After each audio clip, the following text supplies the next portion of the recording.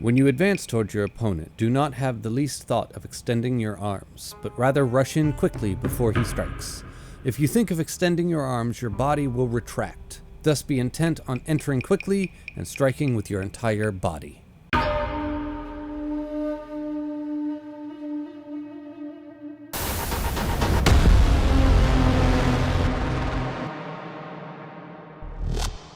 Remember in the end of the last one I had to dial the rating back a little bit?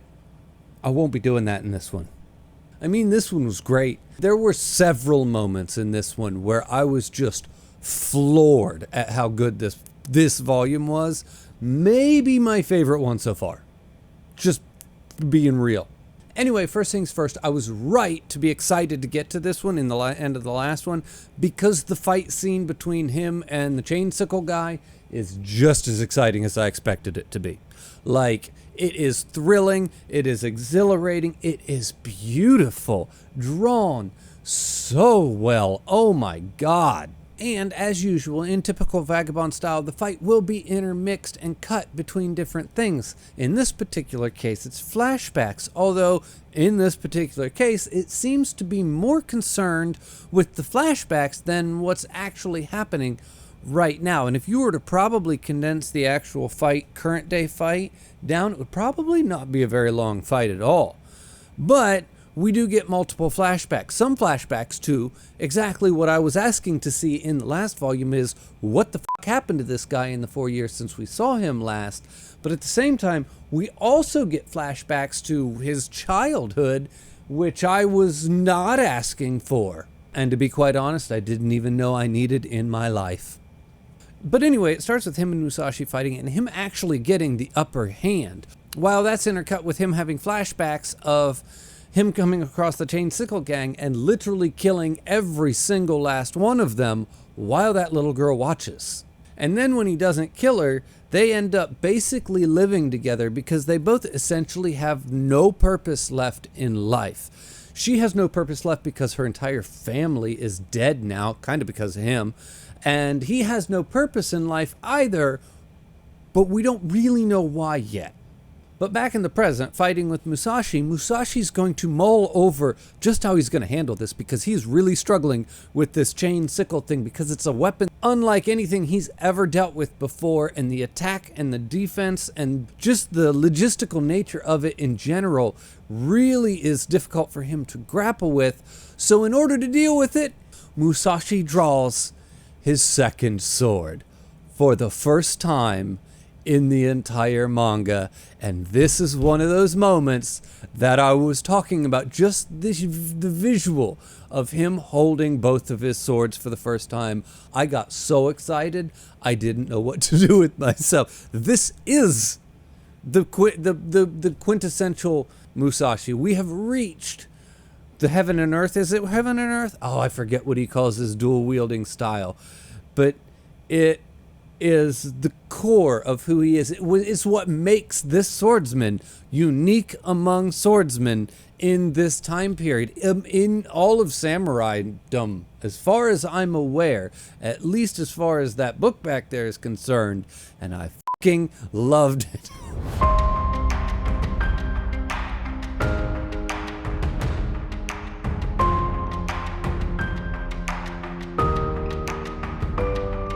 And then we're back in the fight, and really, just when you think the fight is getting going, Musashi cuts off all the fingers on one of the guy's hands and strikes him in the shoulder, ending the fight right there, like way quicker than I expected him to end the fight. I was quite shocked. And to be quite honest, my jaw about hit the floor because I was not prepared for it at all. And if I'm being honest, as wonderful as the fight scenes have been up until this point, and as beautiful and as elegant and as well drawn and just stunning as the fight scenes have been up to this point, they honestly felt a little bit neutered in the sense that you didn't really have that tangible feel of danger. When they were fighting, nobody really felt like they were in danger. It felt more like a dance between some of these other people. And the second he literally basically just chopped the guy's hand in half, it changed everything. This really injected a sense of danger and real threat into the fight scenes. Anyway, the girl goes to attack Musashi. Musashi throws the sickle at her, and the Scar guy jumps up and blocks it, taking the sickle in the chest to protect the little girl. Then, when he's down on the ground, he literally begs Musashi to stop the bleeding in his wounds for the sake of the girl. And it is a wonderfully powerful, it is an exceptionally powerful scene as it plays out in the book.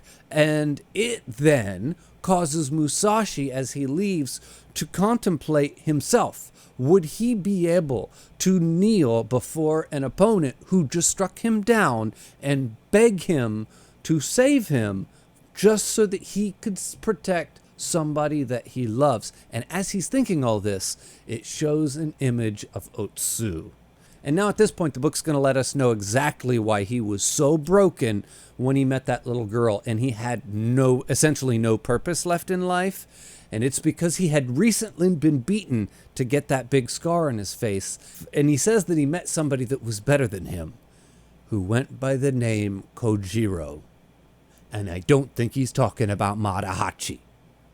And I really like the way they're handling Kojiro in this version, because he's just kind of like, his reputation just keeps building one step at a time. He's really kind of becoming this living legend just based on the reputation that he's gaining in the story, and we haven't even met him yet. And right when you think it's all over and it's time to move on is when we actually get that flashback that I was talking about back to the Scar guy's childhood. And that big flashback that I didn't know I wanted or needed.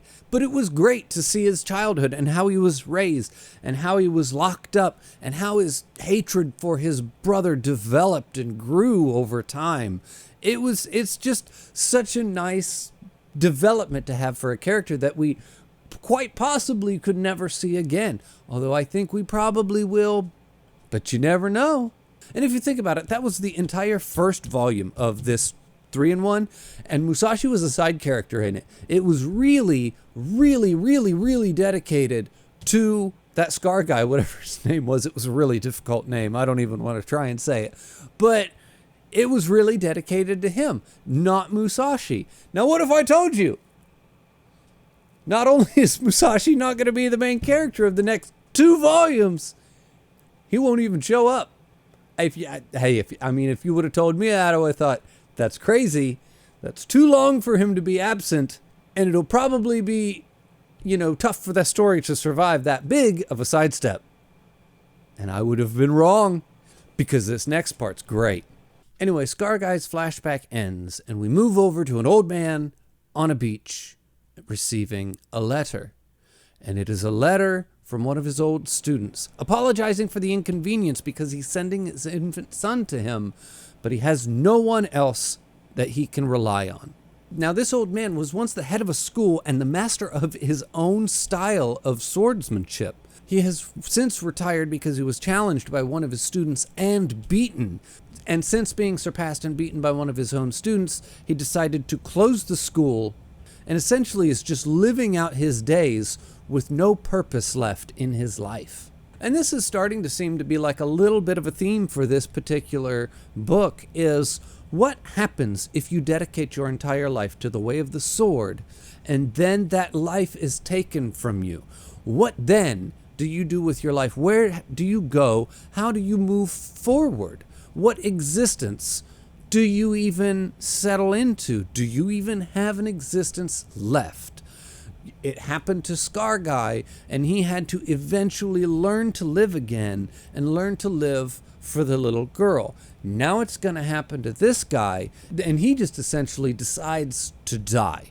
He's going to sit there, and he's going to stop eating and drinking, and he's going to allow himself to wither up and die.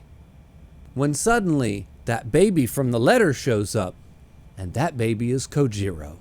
And he goes and he gets the baby and he brings it up onto the beach, and the baby cries, and nothing he can do can console the baby except for this particular longsword that the baby seems to find comforting. He then takes the baby to a wet nurse in town, only for him to realize a couple of years later that the baby's deaf. something that one of his old students picks up on the very first time meeting the boy, and he's been with this boy for years and never even picked up on the fact that the kid can't hear anything he's saying, which just goes to show just how utterly unprepared to do this job this old man is. And to be honest, he's pretty bad at it. But in the end, as bad at it as he is, he literally gives it everything he has. He puts every last ounce of himself into raising this boy because it gives him something in return. And that's a reason to live. At one point, he even swallows his pride and attempts to reopen his school just so that he'll have enough money to buy food for him and the boy. Just for no one to show up to his school, and he still has to struggle every single day just to survive and figure out how they're going to eat. And this whole story between the old man and Kojiro is wonderful. It is the story of a boy who is lost his parents and is a deaf mute who just needs a little bit extra something to be raised because of his handicap, being raised by this old broken man who doesn't have that to give, but what he does have is this drive to just give everything he possibly can, but still falling short at the same time and not being able to give the boy what he really, really needs. But at the end of the day, the best that the old man has to give really isn't good enough. It's really kind of heartwarming and heartbreaking all at the same time, because they really do care about each other, and at the same time we get to see the old man make some real serious mistakes, which in turn really just make Kojiro's life harder. But those mistakes that he makes come from a really real place that's relatable, just because you can see how a person would get to that point in their life, like just out of sheer frustration he ends up striking the boy and taking away his comfort sword and then refusing to teach him, all because he's trying to do the right thing, but he doesn't know how to, and then he can't properly communicate to the boy why he's doing what he's doing. It's, oh my gosh, it's so good. It's really a great, great story. Eventually, as Kojiro grows older, he becomes friends with a boy from the neighboring village, and they start practicing fighting together, and Kojiro just can't seem to be beaten. He also becomes friends with a young girl from the town.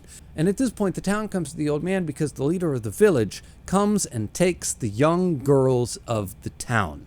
And it's time for them to come and take the next young girl. And the old man actually agrees to help them and to go fight this guy for them, because now, after all these years of having his own child, he knows what it would feel like to have him taken from him. So he feels sympathy for these people and their missing daughters. So he actually agrees to go help them.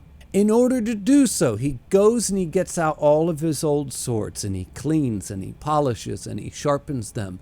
And when he heads off to go to the fight, he expects fully that he might not return. So he leaves out the long sword that always comforted Kojiro and leaves behind on the sword a note that simply says, "Thank you."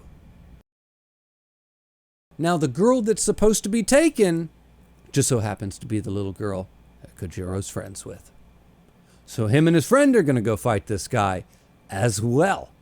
And when he goes off to fight him, he unsheaths his sword and throws down the sheath. His friend picks the sheath back up and says, "We're not going to die. We're going to cut him down and come back alive. You'll need this to sheath your sword."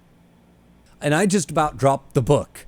That was probably the single best moment for me in this entire book.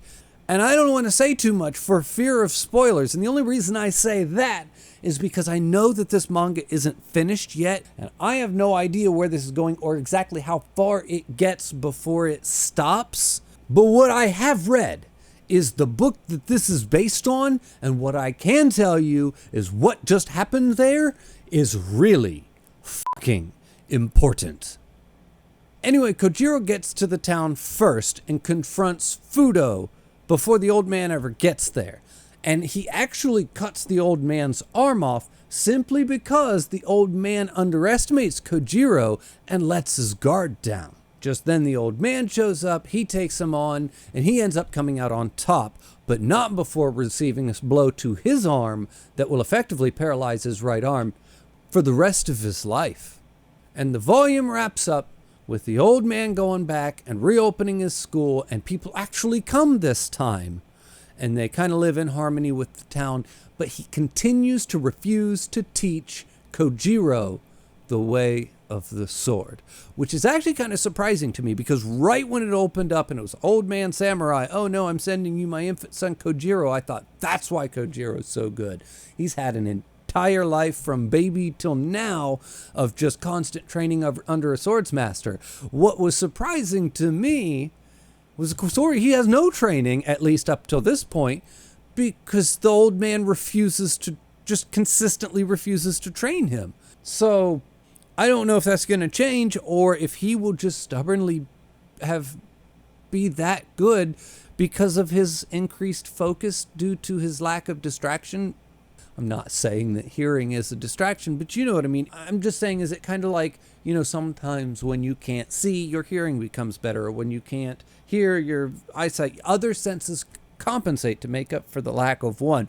So is it trying to imply that his extra sense just is the thing that got enhanced, was his abilities in swordplay? I'm not sure. I haven't read any more than this. I'm just spitballing ideas at this point.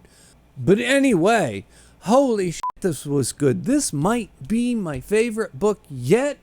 And it was easily, I'm just going to say 9.5 right from the jump. I could maybe see this after I get further into it just being a perfect absolute 10 of a book, but with not knowing where this is going to go or how this is going to play out, I'm just going to let it sit with a 9.5.